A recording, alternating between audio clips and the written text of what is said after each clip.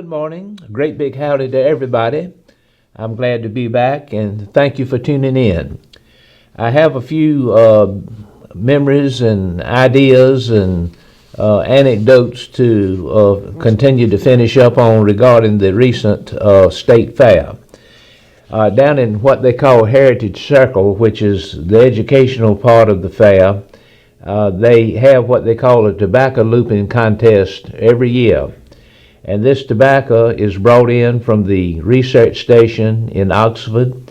It's green tobacco, and they have teams sign up who can loop a stick the fastest. We call it looping in the east. Up in the Piedmont and western part of the state, they call it stringing. And whoever can, with their team, with two or three what they call handers, handing it to the person doing the looping of the stringing on the stick, they judge the quickness and the presentability of the stick and the quality of it and all that. And there's a lady named Sandy Jones from Pender County on the way to Wilmington who grew up on a farm, and she learned how to loop tobacco many years ago, and she competes every year along with quite a few other teams, and she's won this contest 10 years for 10 not consecutive, but over the period of the offering of the contest, she's won it 10 times. Here now is a report of it. The Maple Hill Loopers continued their winning streak in the North Carolina State Fair's tobacco stringing contest, which occurred on Friday, October 13th, notching the team's 9th win. The team is made up of husband and wife Sandy and Ken Jones of Maple Hill and their son Michael of Hendersonville. Sandy Jones looped the stick of tobacco in 1.01 seconds and earned 66 out of 70 points for quality. The team took home $250 in prize money.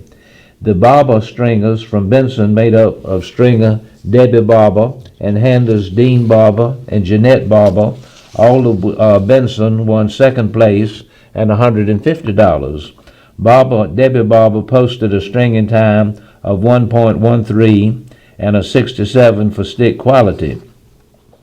The Granville County Loopers, made up of Joy Lee Blackwell of Oxford, 94-year-old Ruth Coates of Garner, and Bill Ramsey, took third place honors at $150. Blackwell looped the stick of tobacco in 1.15 seconds and earned 65 quality points.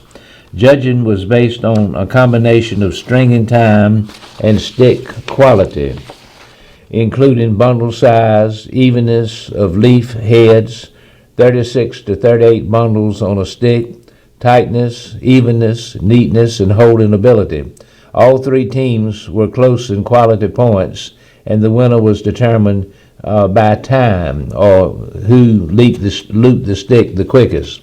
The finished sticks of tobacco from the competition, plus others tied Friday afternoon, went into the tobacco barn to be flue cured during the fair.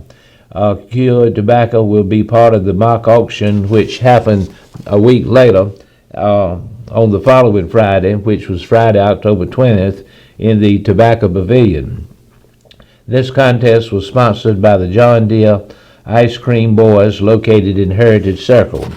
So that's a very exciting time, and this was a big event for all who participate. And Sandy Jones and her family, they look forward to it from one year to the next, and when they come serious, and they don't mess around. North Carolina, from an agricultural perspective, has done a good job by way of the Commission of Agriculture, the Department of Agriculture, Consumer Services, all of that, in creating a very vibrant export market. And this includes all kinds of commodities like sweet potatoes and among other crops from North Carolina. And I'd like to share a few thoughts on it. These ideas are from a recent publication put out by the North Carolina Farm Bureau Federation. This is called Trading by the Ton. Agricultural exports make a significant contribution to North Carolina's economy. North Carolinians are lucky to enjoy the myriad of agricultural products produced by the state's farmers, from sweet potatoes to pork and poultry to value-added products like barbecue sauce. They might not realize that the rest of the world is able to enjoy them as well.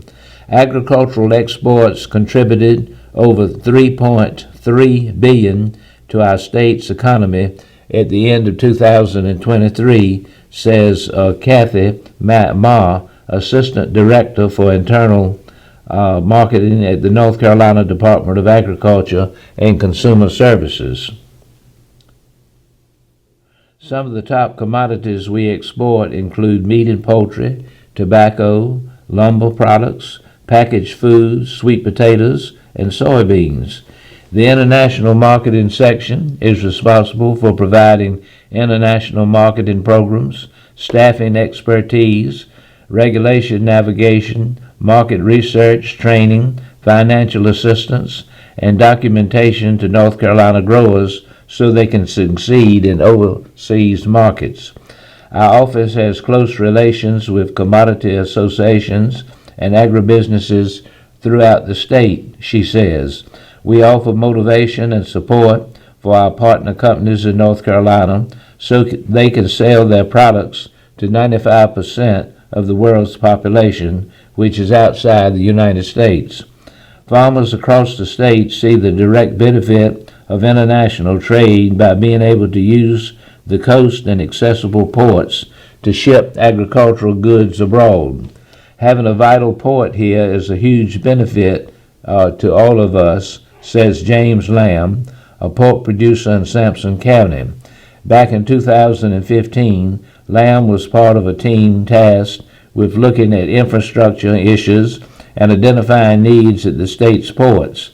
Together with a practicum team with the North Carolina Tobacco Trust Fund Commission Agricultural Leadership Development Program, we devised a meeting of all major protein producers in the state, and the Port of Wilmington worked with us to include ship carriers and trucking, he recalls. The meeting has evolved into an international event known as the Cold Chain Summit because of the cold storage now offered at the port. My pigs are raised on my farm and sold through Smithfield Foods, Lamb says. From there, the product comes to the Port of Wilmington, where it undergoes blast freezing before being exported to other countries. The top trade partners for the state include China, Canada, South Korea, and Mexico. Meat and poultry account for approximately 30% of the state's total ag exports. Ma says most meat and poultry goes to South Korea, Japan, Colombia, and China. In 2023, the total value of meat and poultry exports was more than $1 billion.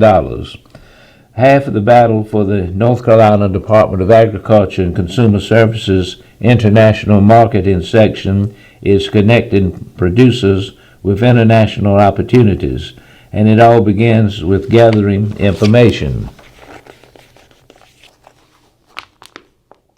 We start with really getting to know our producers in North Carolina. Ma says, Ma is the lady's name. It is not a reference to somebody's mama. We get to know their products and company information, learning their export goals, and if their products are shelf stable, for example. Once that's determined, the section conducts extensive market research into which markets are preferred markets for specific products. They present that information to the producers. For example, barbecue sauce can be sold to all countries, but Canada and Europe are the most popular markets for that product, Ma says. We do a lot of research to see which countries have a high disposable income and can afford to import. The section also conducts inbound trade missions, which host international buyers in North Carolina to explore business opportunities and build relationships. They introduce North Carolina producers to those buyers one-on-one. We invite several buyers to the annual Flavors of Carolina show, and we also work closely with the Southern United States Trade Association and receive funds to organize global events where there are good potential markets for our state. The numbers are already positive, but she says North Carolina exports are only poised for expansion. Exports will continue to grow and will diversify the market, Ma says. We've seen great potential in Southeast Asia for our major commodities and are developing new markets for lumber products in India, Europe, and Mexico. The United Arab Emirates countries are emerging markets for our sweet potatoes and value-added food products. We have a lot of potential growth in those countries that have free trade agreements with the United States. So that's just a little bit of what's going on. And so North Carolina, by way of our farmers and the good marketing efforts of the Department of Agriculture of North Carolina, headed up by Steve Troxler, the commissioner, we are only beginning, and they are doing a superb job growing this opportunity and making it even better. Let me share with you the top North Carolina exports as we speak. They include meat and poultry, tobacco, lumber products, soybeans, packaged goods, sweet potatoes. North Carolina ranks first in the nation for sweet potato exports and accounts for 80% of international sweet potato sales. North Carolina's agricultural exports surpassed $3.3 billion in 2023, which is a 14% increase over 2022. So, like I say, a lot of good things are happening out on the farm and finding their way globally all around the world. I see that my time is all but up, so I'm going to have to leave you till next week. It's been good being with you. By all means, if you haven't voted, go out and vote your conscience, and we look forward to being back with you next week. Have a good day, and God bless.